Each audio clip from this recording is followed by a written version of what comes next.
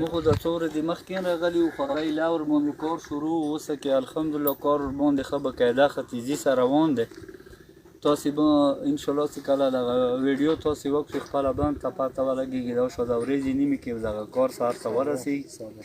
خو لږو ورځو کې زموږ تاسې د څه کوم د هغه و د دغو خلکو کومه هغه وه موده وه انشاءالله چې خدای به ډېر لنډ وخت کې هغه کې دغه پوره کړي. موږ تاسې ډېر زیات ضرورتونه وو، مو مسافرو ته ډېر زیات تکلیف و.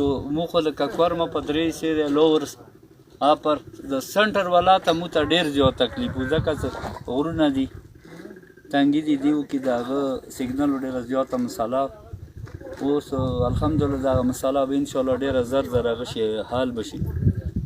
او د موږ چې کوم خوب د سنټر والا و دغه خدای پاک ریښتونه او سره زموږ د هغه نه وه توقع، خو بس خدای مهرباني دی. چا چې کوم یا سیور یا سرکاري څه چا هغه کړی موسه منډه ترډه د شي کې کړی، خدای دې کامیاب کړي هغه خلک.